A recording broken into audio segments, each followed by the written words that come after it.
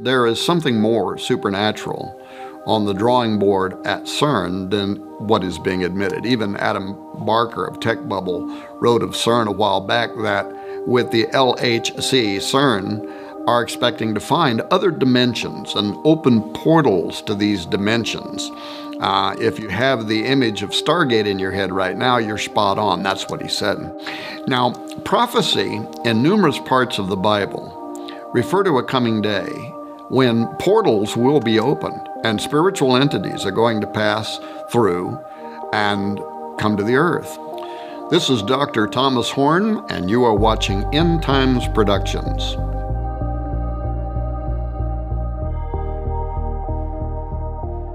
CERN's Large Hadron Collider, the LHC, is the largest single machine in the world, located on the border of France and Switzerland.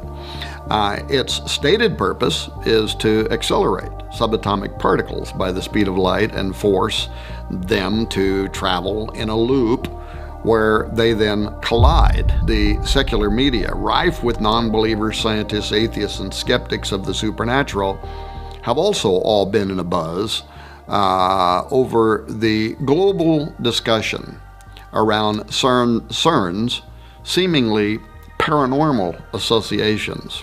Although CERN doesn't publicly profess to an agenda in relationship to God or Satan, evil versus good, the spiritual realm as it would be described by Bible believers and so on, recall what some say was just a CERN ritual hoax, which involved video footage depicting what looks like an occult ritual with a group of people all dressed in black cloaks surrounding the statue of the Hindu deity Shiva at Cern, and what appears to be stabbing a woman to death in a human sacrifice. The video ends with the videographer crying out and running away, and of course, when the film became public, experts at CERN said it was all just a joke.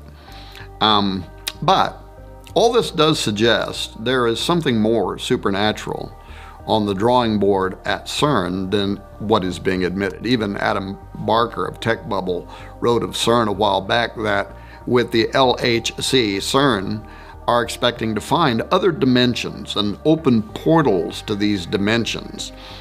If you have the image of Stargate in your head right now, you're spot on. That's what he said. And then he went on to draw parallels to the biblical story of Jacob's ladder. Perhaps you remember the dream that the patriarch Jacob had as he was fleeing his brother Esau. Jacob leaves Beersheba. He's on his way to Haran, and he comes to a certain place, and he stays there that night because the sun had set.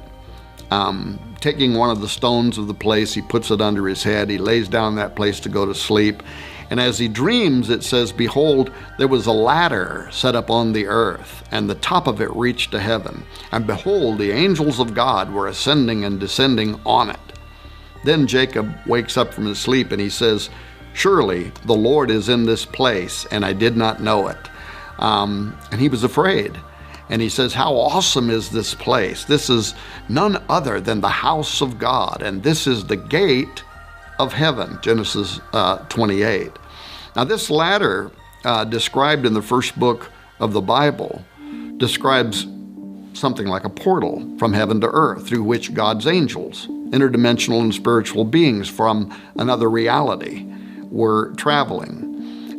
When Jacob wakes up, he refers to the location as a gate, much like today's trendy terms gateway or Stargate.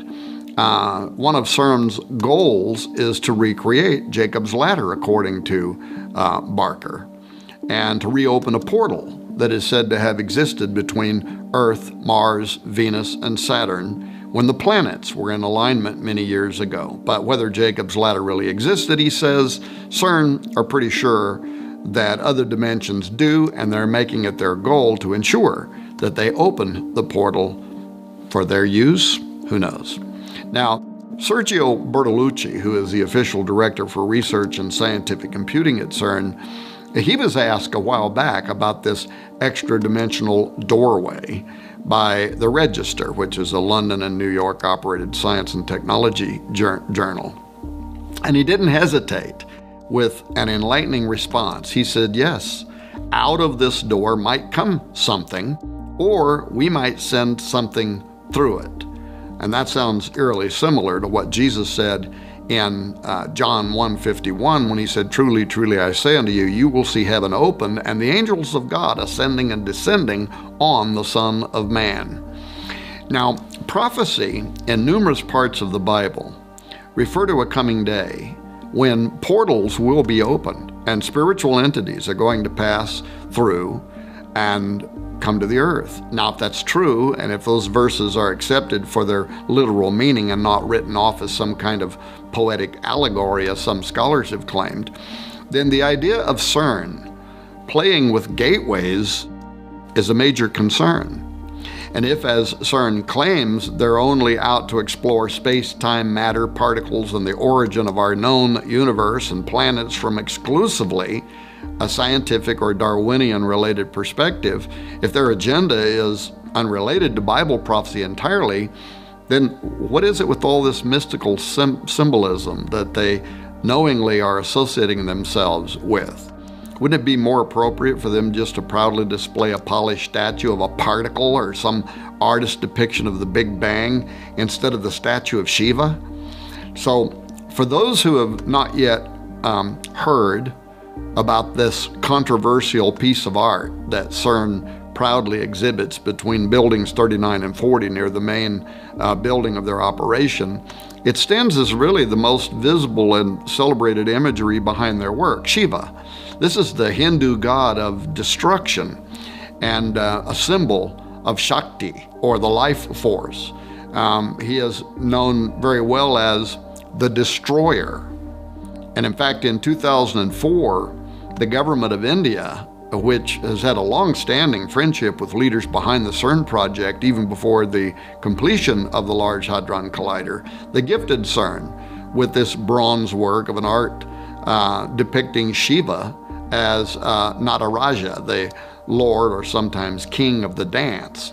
This dance that Shiva performs in the sculpture is the one that provides the source of the creation cycle in Hindu mythology, the preservation of all life in existence and the termination of all life in existence.